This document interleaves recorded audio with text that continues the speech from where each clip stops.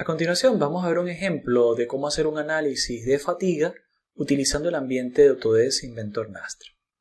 Este realmente es un modelo que ya habíamos trabajado en clases pasadas, donde en su momento habíamos utilizado una masa concentrada con ciertos aspectos de simetría de la masa por un equipo vibrante que era conectado a través de estos conectores rígidos a esta viga de carga, ¿no? Entonces sabemos que estos realmente son dos vigas, pero tenemos una simetría. Hay algunos cambios que hemos realizado a este modelo para ahora tomar en cuenta el estudio de fatiga, y es lo que vamos a analizar a continuación. En primer lugar, debemos movernos hacia el material que estamos utilizando. Acá se ha incluido un nuevo material, podemos ver algunas de sus propiedades, y en este nuevo material, importante es definir el esfuerzo de excedencia, ¿sí? Y bueno, las características elásticas de nuestro material. Pero quizás el punto más importante en la adición del material es que se ha activado el análisis de fatiga. Noten que aquí dice fatiga y entre paréntesis dice on, encendido, ¿vale? Si nosotros entramos acá en el análisis de fatiga, se han utilizado una serie de parámetros, ¿vale?, para poder hacer el análisis y se han cargado específicamente. En este caso, vamos a hacer un análisis utilizando dato SN, ¿ok? De estrés por número de ciclos, ¿vale? Stress life. También podríamos hacer un análisis EN, ¿sí? Que era la otra curva que habíamos observado, cuando la cantidad de ciclos es inferior a 10.000, cuando la carga incurre más allá del estado de excedencia, pues ustedes deberían utilizar estos datos. ¿Estos datos dónde los vamos a obtener? Típicamente de bibliografía, típicamente de análisis de laboratorio, ¿sí? Es donde ustedes podrían obtenerlos, ¿no? Entonces es importante buscarlos. En algunas oportunidades también nos los van a proveer las normas, ¿okay? Entonces usted podría buscarlo en las normas. Entonces son tres fuentes básicas de información. En nuestro caso, vamos a asumir una cierta carga y vamos a hacer un análisis de tal manera que podamos llevar a cabo la fatiga, ¿no? Determinar la fatiga. Bien, en este punto quería mostrarles una tabla de Excel que hemos estado trabajando.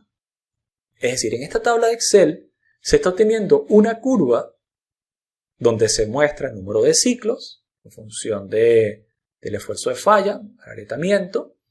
Esto es un estrés o esfuerzo alternante. Y aquí está pues el ploteo de los elementos. Por lo general, este tipo de curva se utiliza logarítmica, con escala logarítmica en X al menos. A veces también se utiliza en Y, pero en X al menos se utiliza con escala logarítmica.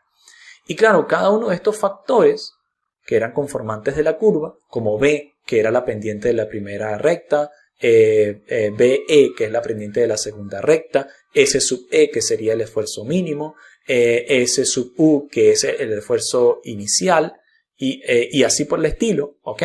Todos estos han sido configurados y vienen exactamente de la curva. Entonces, a veces usted va a tener datos de laboratorio y puede utilizarlos como referencias, ¿ok? Entonces, estos elementos de haber leído adecuadamente la gráfica son los que finalmente estamos introduciendo acá, ¿vale? Entonces, dependiendo de su material, usted tendrá que a veces estimar uno u otro. Acá hay un factor que queríamos hacer referencia y es el factor de modificación por reducción de vida debido a los diferentes factores que habíamos o fenómenos que habíamos mencionado en la clase teórica, que pudimos ver que eran amplios, ¿ok? Y podrían determinar de la forma, del grado de confiabilidad, en fin, ¿no? De concentración y así por el estilo, del tamaño y todo eso. Entonces, si usted quiere aplicar ese factor, ese productorio o producto de factores, usted lo mete por acá, ¿ok? Presiono OK y asumo que ese es el material que vamos a estar utilizando. Vale.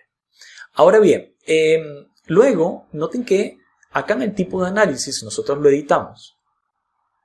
Estamos utilizando específicamente un análisis de fatiga multiaxial. Bueno, que realmente cuando usted está haciendo un análisis de fatiga y quiere incurrir en el uso de elementos finitos, es porque en el fondo hay un sistema de cargas complejo. No es axial ni simplemente de flexión, sino que va a ser una combinación, ¿okay? Va a ser un estado de carga multiaxial. Entonces, cuando la fatiga es multiaxial, suele ser requerido una simulación numérica, ¿ok? Pero noten que hay una segunda opción, que es un análisis de fatiga por vibración. Entonces, ¿qué es lo que hace este análisis de fatiga por vibración? Lo que va a hacer es que usted puede utilizar un análisis de vibración de respuesta de frecuencia, ¿sí? Esta que habíamos visto anteriormente, respuesta de frecuencia directo modal, y luego utiliza esos rangos de frecuencia para hacer una estimación de la deformación por fatiga, ¿ok? O la falla por fatiga. Sin embargo, en estos análisis de respuestas de frecuencia, será necesario contar con un tipo de dato especial, que lo mencioné en la clase teórica, y que es poco común obtener en ingeniería estructural, que son los espectros de densidad de potencia, que son distintos, repito, a los pseudoespectros de aceleración para los sismos, ¿okay? Son otro tipo de espectros, ¿okay?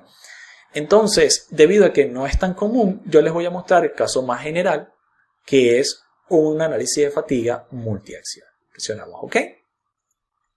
Y bueno, ahí está, ¿vale?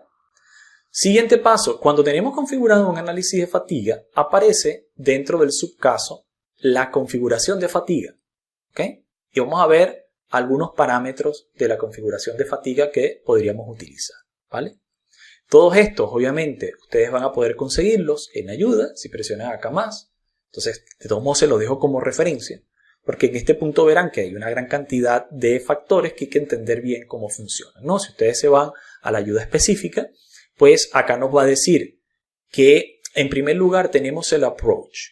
¿Qué significa el approach? Es que usted, como les había mencionado, hay dos maneras de hacer análisis de fatiga. Uno es esfuerzo-vida y otro es deformación-vida. Curva SN o EN, ¿ok? Entonces, en este caso nosotros estamos utilizando Stress Life, SN, ¿vale? Luego nos habla un poco acá del método. ¿Cuál es el método? El método para poder asumir el esfuerzo que va a generar el crack, ¿okay? o la falla por fatiga. Entonces tenemos acá varios métodos para determinar en función del esfuerzo el estado de falla. Uno de los métodos es utilizar el esfuerzo de von Mises. Otro de los métodos es utilizar las tensiones principales o los esfuerzos principales. Estos esfuerzos principales no van a tener componente cortante, obviamente. Y otro es específicamente utilizar el cortante. Entonces, dependiendo de la naturaleza del problema, puede que un mayor o menor factor de seguridad se obtenga al escoger distintos métodos. Si la falla está dominada por corte, usted debería utilizar el máximo cortante para tener un factor de seguridad asociado a o un factor de daño o ciclo de vida asociado a el peor caso posible, ¿ok? Cuando la falla es uniaxial, entonces quizás el máximo principal, uniaxial o biaxial. Y bueno, von Mises puede ser un caso más general, ¿ok? Este threshold o umbral, ¿ok? Es un porcentaje en que usted puede amplificar, ¿ok? Digamos, y por cierto, solamente es aplicable a casos de fatiga multiaxial. Pero usted puede amplificar un poco, ¿no? El efecto de las cargas. ¿Okay? Podría colocar 1.5 o así por el estilo para aumentar el efecto de las cargas. Cuando habla de event duration o duración del evento es cuánto usted está utilizando para determinar la vida del elemento.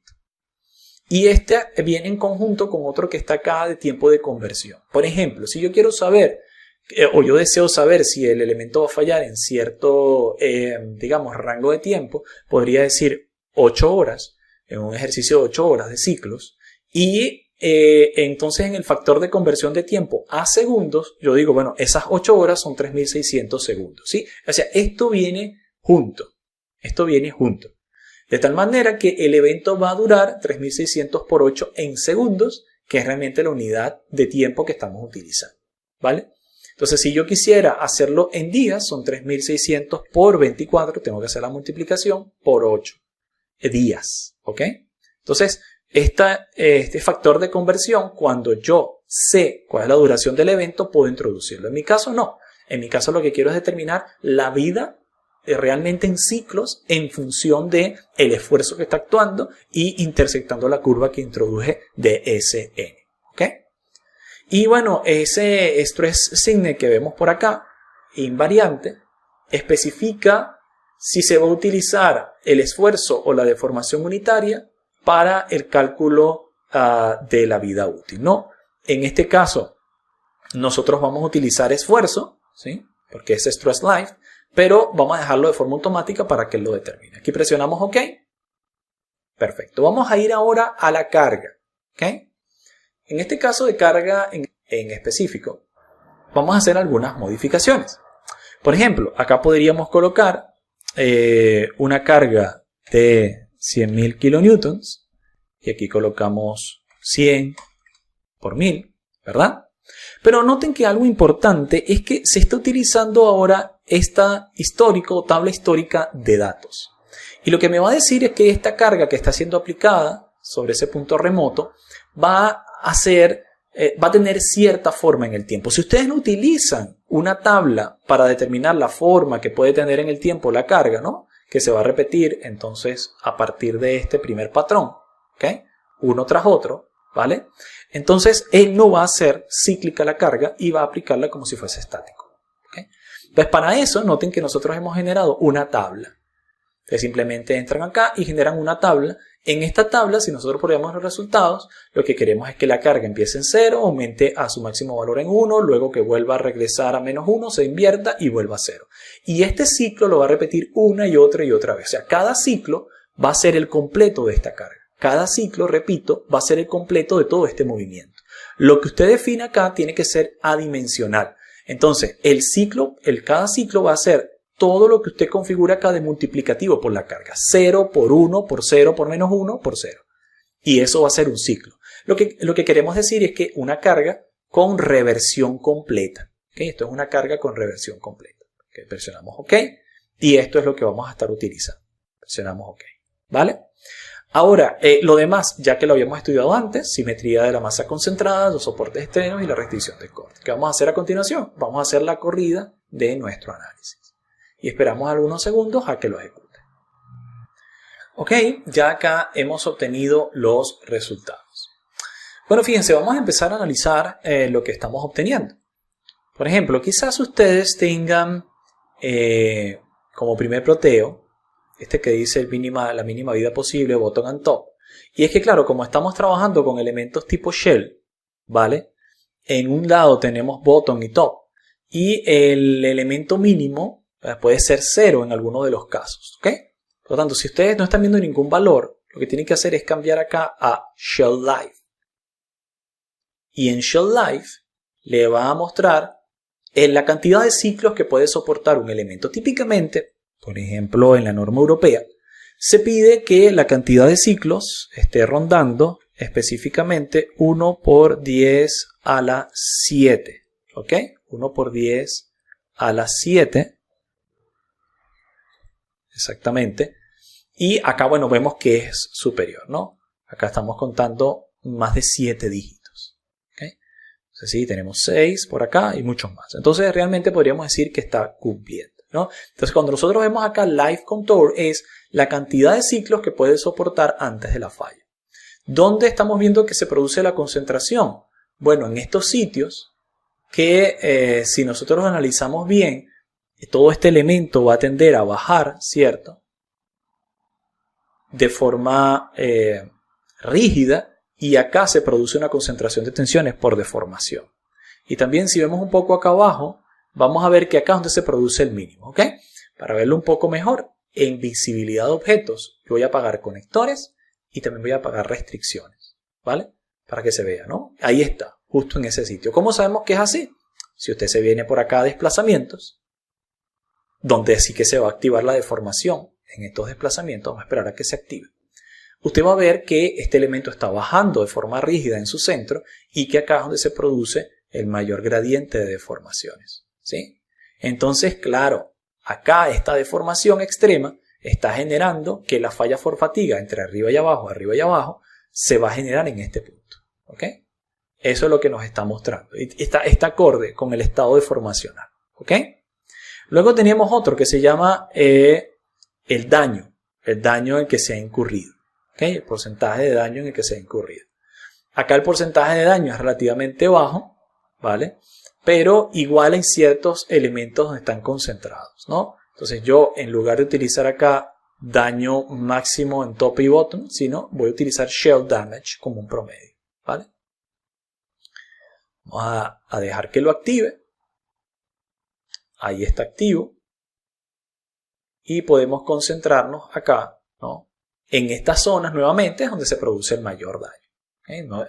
Esa relación es la que nosotros deberíamos cuidar. ¿Okay? Sin embargo, repetimos, esto realmente está cumpliendo porque el número de ciclos es prácticamente sin falla. ¿Okay? Ya cuando es mayor a 10 a la 7, según la normativa, él está cumpliendo. Claro, las capacidades de Nastran a este respecto son muy buenas, nos van a permitir hacer estudios de análisis multiaxiales con diversos tipos de carga, pero veremos que en ANSYS vamos a conseguir herramientas un poco más versátiles para análisis de fatiga. ¿Okay? Esto no suele ser un análisis típico, ¿vale? De estructuras, pero en unas oportunidades sí que es necesario, entonces por eso lo estamos mostrando. Vamos ahora en la siguiente clase a ver cómo se resuelve el mismo problema en el caso de ANSYS.